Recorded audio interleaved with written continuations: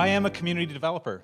That's what I've done for the past almost 15 years, with some success and some challenges, for sure.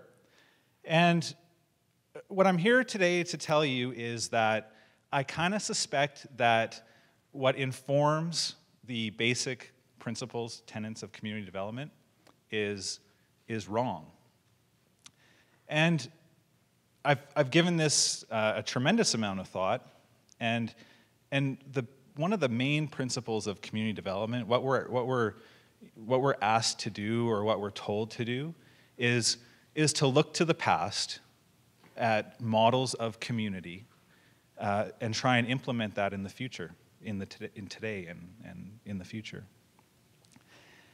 And when we look to the past, you know, we're looking for this like golden age of community, this idea that, you know, drop your kids off at Jilly's Shake Shop and go get your hair permed and everything will be safe and secure and you don't even have to worry about them, right? Because the community will look after them. Or, you know, the local rink where you just drop them off for the day and don't worry about, you know, you go to the wherever and they're fine. And I you know, I don't know, one, I don't know if that ever existed in reality. And two, I don't know how we could replicate that in the current context of community or community development. So this idea, this mythic idea, this conception, this golden age of community, I think we really need to question that, and we need to challenge that idea, that notion. And we need to look to now to build our communities, and we need to see what we have, take stock of what we have, and build from that. Traditional community development practice generally goes on the presumption that there's some social ill or some injustice, inequality, and rally the troops, rally the people around this issue, provide skills, so that this community or these individuals can improve their stock, improve their lot in life, and therefore make the community strong and viable. Which is good. I hope I'm not here today to say that community is bad or that community is wrong, but community is great. I've done this for 15 years, and I'll probably do it for another 15. So 2002-ish, I was working with the CBO in Regina, and we received some funding from the federal funding to run a community development project, and it was focused on male homelessness. That was our target group. That we were supposed to increase the health indicators of 10 young men, and so that to alleviate to lower their risk of homelessness. And so what the two objectives, or the two objectives that we were supposed to achieve or work towards accomplishing was to make these 10 males more employable through, you know, providing them with some skills to increase their indicators, and also to foster the sense of community, and to build a sense of community around them, within them, for them, so that we could increase their community connection, we could make the community more viable, we could make them have this sense of the belonging to a community. Because these guys were really like the dudes that were on the margin, right? Like, the one guy that stands out in my head, and I'll tell you about him in a second. You know, he was the guy that has the tattoos on the face. He's got, well, tattoos everywhere, but very prominently on the face. And he actually, like, this blew my mind because we were driving somewhere one day, and he starts whistling out the side of his cheek, and I was like, "What are you doing?" And he says, "Oh, that's where I got shot in the face, and that's where there's still a hole there. I can whistle out the side of my face." And I was like, what am I doing, right? Like, well, let's build community, right? Let's go for it. And so what we did was to build this sense of community, to foster this sense of community, is we took them to their neighborhood. So, and we decided that we were gonna administer a community happiness survey. This would be an event that we would walk up and down the streets of their community, and knock on every door. They would read a script. They would, it would increase their comfort in the community. It would increase their ability to, to speak to people. The community would see these guys in a new light, and we would create this sense in this community that was just rich and wonderful. And so we did this. It was an awfully large project because there was 10 of us and there was 4,000 doors to knock on. But we walked for one summer up and down the streets. And the disheartening thing about this project was that probably 50 or 60% of the time when we knocked on the door, we knew that there was someone in the house. You could see them playing. You could see there was kids in the yard. You could see them do the, open the curtain or, pull the curtain that's on the door away and then just close it, right?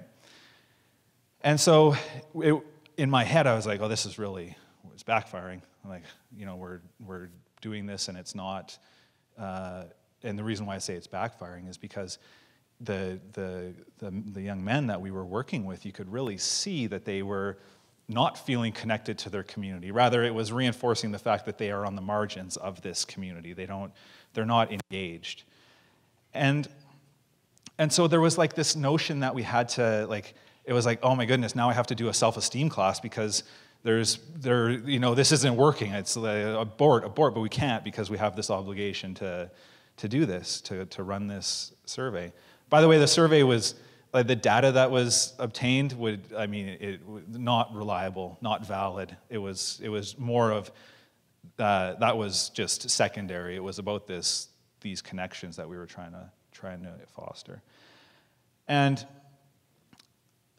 so, but we didn't. We persevered, and what really came clear is that, there's also this notion that when you are on the margins or when, and you're trying to foster the sense of community and it's failing, is that, this idea that, oh, maybe we don't even need to instill a sense of community, but maybe we have to make these individuals resilient in the face of their community, right? So that they can go out and they can have the sense or the capacity to be who they are and to navigate this community that's not that welcoming.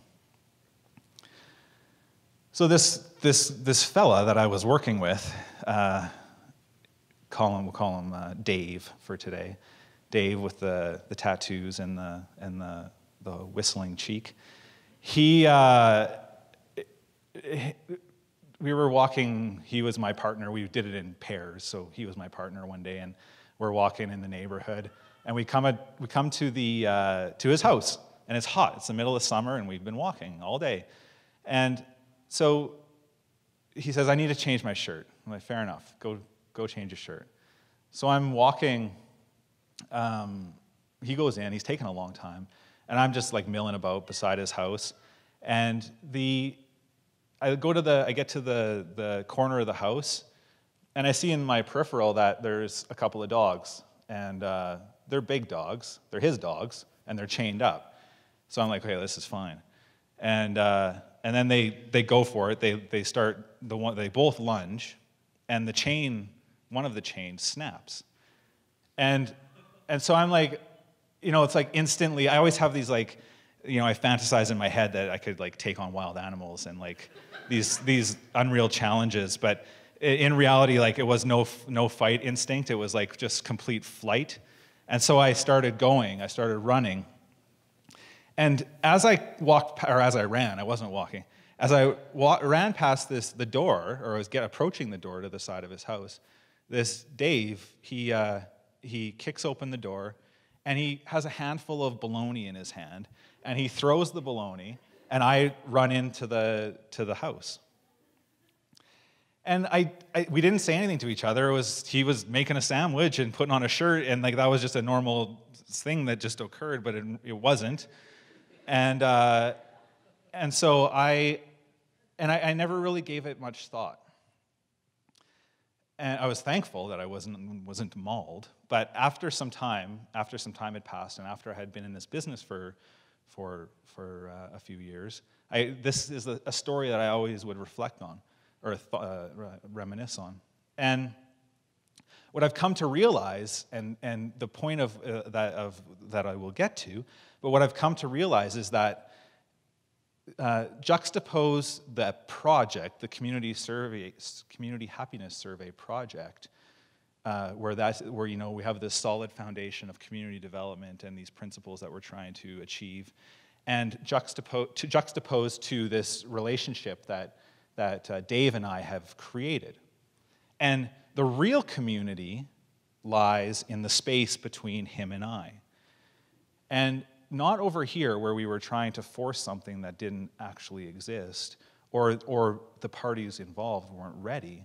But what had happened over here is him and I had closed the space, and we had, through a relationship, and we had formed a community. We have formed a community where he saw enough value in me where he was impelled to save me from mauling or death. And so that got me, I was like, well, this is, after some time, I was like, well, this is such an interesting notion to me, this idea that the relationship as the foundation, or the relationship as emblematic of community. And so how does that happen? I was like, well, how did we do that? How did we form this community? And I mean, the foundations of a solid relationship are, laughter, vulnerability, being vulnerable with one another, genuine, reciprocating with one another. Everything that you need to build this community in the traditional context happens sort of organically when you build a solid relationship with another person. And so this, I've thought about this, and I've thought about it lots. So much so that I wanted to explore this idea that not just that the relationship is the foundation of individuality, but that it's actually not so much the physical space. It's not that you can create a walkable suburb. You can build a plaza. You can build parks, green spaces. But without the life to attend this, it's just like a shell, right? It's just a hollow shell. And so I really got focused on this notion that individuals are the foundation of community. That we are all community developers. We all have the capacity to enter into meaningful relationships with one another, to be genuine, to be vulnerable, to be wonderful with people. It's not ever recognized, or it's generally not recognized, that is the foundation for community development. And individuals, I mean, the individuality and individualism is always the foil for community, right? It's always the bad thing, right? We live in a world of individuals, and everyone's got their earbuds in, and no one pays attention to their surroundings, and no one pays attention to people. Rather, I just think we have to think about it differently. I think there's nothing wrong with individuality or individualism. It's the way our world is structured currently, and it's something that we have to learn to navigate in the context of community and relationship building. I undertook a research project in university that some people thought I was a bit nuts to do, but I was working with this group of girls in another project, and one day they were talking about bingo as this. They were talking about like the bingo hall and all the rich social aspects of participating in this game. And this was like completely it didn't align with my understanding of bingo, because my understanding of bingo is working it as a small guy about this big, with the smoke and the grannies with blue hair and popcorn machine going, and just really wanting to like not be there at all, and but obligated to raise money. So I thought, you know what? The social scientist in me was like, I have to understand what's going on here, right? Why is this representation of the world so much different than my understanding of the world? And so I decided I was going to do my thesis on my research on bingo and the community that develops in the bingo hall. So I went to the bingo hall, and I think about a community developer going into a bingo hall. You go in and you see exactly what it gives the visual impression of a smoke-filled, I mean, you can't smoke in them now, but a smoke-filled, depressing, asocial, dystopic space, right? Everyone is just doing this and not paying attention to the other person, so it seems. And so and so much so this notion of individuality is that the people playing will often like demarcate their space with troll dolls and pictures of their family, so as to like barricade themselves in, right, to make it not social. But the interesting thing about bingo and the interesting thing about the research was that these rich networks of social, of community, of the social aspects, social elements emerged, where Grace knew what Anne was doing. They would give each other, someone just passed away, so they were baking cakes and doing these wonderful things for people. And this really like reinforced this notion that the community sits within the individual for me, in that with the bingo player, when they leave the hall, they have another universe. They go to another world. When they're in the bingo hall, they are bingo players.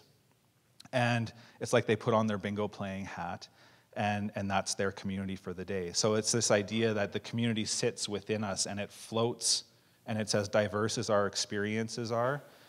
And that's what happened between myself and I realize now, and Dave, who I was working with on that project, is that we come from vastly different worlds.